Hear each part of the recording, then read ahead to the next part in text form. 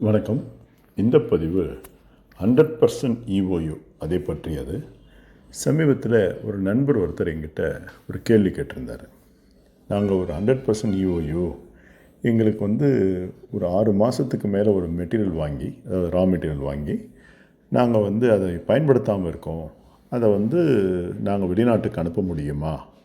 என்னென்னா முக்கியமாக நான் டியூட்டி கட்டக்கூடாது, ஜிஎஸ்டி கட்டக்கூடாது, இப்படி சில நிபந்தனைகள்லாம் போட்டார். இதுக்கு உண்டான விவரங்களை தேடி பார்க்கும்போது எனக்கு என்ன கிடச்சிதுன்னா, ஃபாரின் ட்ரேட் பாலிசி 2015-20 பேரா 6.14 என்ன சொல்கிறாங்கன்னா, அன்யூட்டிலைஸ்டு மெட்டீரியலை நம்ம திருப்பி அனுப்ப முடியும். ஒன்று இதை அந்த மாதிரி வர்றது ஒன்று இம்போர்ட்டடாக இருக்கலாம், அல்லது லோக்கல்லே வாங்கியிருக்கலாம். இந்த மாதிரி விவகாரத்தில் நம்ம எக்ஸ்போர்ட் பண்ண முடியும் அப்படின்னு பாலிசியில் ஒரு ப்ரொவிஷன் இருக்குது. அதாவது இது என்ன முக்கியமாக நம்ம கணக்கில் எடுத்துக்கணும்னா, 100% இஓயு அப்படிங்கிறது ட்ரேடிங்க்கு உண்டான ஒரு விஷயம் அல்ல. 100% இஓயுன்னாலே உங்களுக்கு உண்டான ரா மெட்டீரியல், மற்ற தேவையான மிஷின்ஸ், இந்த மாதிரிலாம் டியூட்டி கட்டாமல் இம்போர்ட் பண்ணி முழுக்க நீங்கள் எக்ஸ்போர்ட் பண்ணணும். அது 100% எக்ஸ்போர்ட் ஓரியன்ட் யூனிட். இது பொதுவான ஒரு கான்செப்ட். இப்போ இந்த அன்யூட்டிலைஸ்டு மெட்டீரியல் அப்படின்னா அதை எப்படி நம்ம பார்க்கணுன்னா, எதுக்காக அந்த பொருள் வந்தது, அந்த பொருளுக்கு உண்டான தேவை இல்லாமல் போயிடுச்சுன்னா அது அன்யூட்டிலைஸ்டு மெட்டீரியல் அப்படின்னு சொல்லலாம். ஆக இந்த 6.14 இருக்கிற ஒரு ப்ரொவிஷன் இது ஒரு எக்ஸப்ஷனை தான் பார்க்கணும்.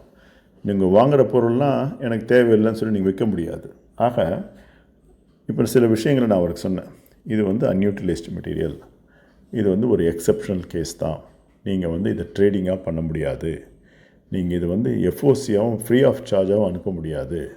அதாவது நீங்கள் சிஏஎஃப் 100 ரூபாய்க்கு வாங்கினீங்கன்னா அதை வெளிநாட்டுக்கு திருப்பி அனுப்பும்போது ஒரு 10 ரூபாய் மேலே வச்சு அனுப்புங்க. அப்போ தான் உங்களுக்கு அந்த என்எஃப்இ அப்படிங்கிறது ஒரு பாசிட்டிவாக இருக்கும்.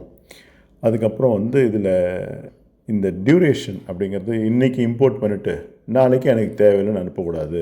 ஒரு டியூரேஷன் ஒரு குறைஞ்சபட்சம் ஒரு 6 மாதமாவது இருக்கணும் அப்படின்னு சொல்லி ஒரு அறிவுரை கொடுத்துருந்தேன். அது தவிர ஷிப்பிங் பில் ஃபைல் பண்ணுறோம் எக்ஸ்போர்ட் பண்ணுறதுக்கு, ஏன்னா வெளியில் அனுப்ப போகிறோம் இல்லையா, அப்போ இந்த மெட்டீரியல் எந்த பில் ஆஃப் என்ட்ரி மூலமாக வந்தது அப்படின்னு ஒரு நம்பரை கொடுத்தோன்னா அதுக்கு உண்டான அந்த லிங்க் அவங்களுக்கு கிடச்சி போயிடும்.